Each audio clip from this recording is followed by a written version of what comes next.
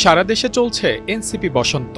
একের পর এক নেতাকর্মী যোগদানের খবর আসছে সামাজিক মাধ্যম সহ গণমাধ্যমেও। এই দলটি ইতোমধ্যে মাতাচ্ছে সংসদও। এদিকে নেতাকর্মীর যোগদানকে কেন্দ্র করে গঠন করা হয়েছে নতুন কমিটি। নাম দেওয়া হয়েছে ন্যাশনাল সার্চ কমিটি। প্রশ্ন উঠেছে, কি হবে এই কমিটির কাজ?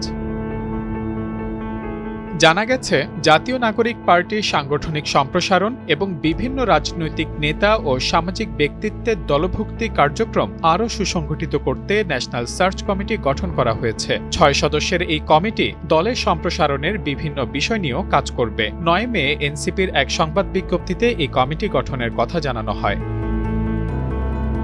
এতে বলা হয়, এনসিপি সম্প্রসারণ এবং বিভিন্ন রাজনৈতিক ও সামাজিক ব্যক্তিত্বের যোগদানের ক্ষেত্রে যাচাই বাছাই, মূল্যায়নপূর্বক যোগদান কার্যক্রম সম্পন্ন করার দায়িত্ব পালনের লক্ষ্যে দলের আহ্বায়ক নাহিদ ইসলাম ও সদস্য সচিব আক্তার হোসেনের নির্দেশে ন্যাশনাল সার্চ কমিটি গঠন করা হয়েছে। এই কমিটিতে আছেন এনসিপির মুখপাত্র আসিফ মাহমুদ সজীব ভূঁইয়া, সিনিয়র যুগ্ম আহ্বায়ক সামান্তা শারমিন ও আরিফুল ইসলাম আদিব, যুগ্ম আহ্বায়ক সারোয়ার তুষার, যুগ্ম সদস্য সচিব আব্দুল্লাহ আল আমিন ও যুগ্ম আহ্বায়ক আলী আহসান জুনায়েদ।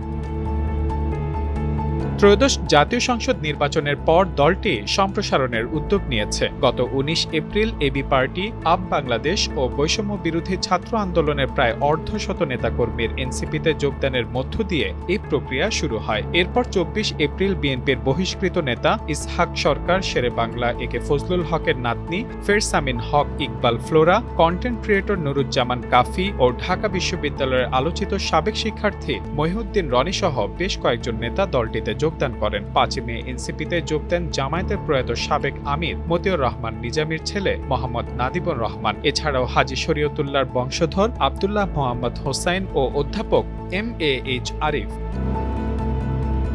সর্বশেষ গত ৮ মে গণ অধিকার পরিষদ, বৈষম্য বিরোধী ছাত্র আন্দোলন, জুলাই রেভলিউশনারি অ্যালায়েন্স ও আপ বাংলাদেশ সহ বিভিন্ন সংগঠনের বেশ কিছু ব্যক্তি এনসিপির ঢাকা মহানগর উত্তর শাখায় যোগ দিয়েছেন।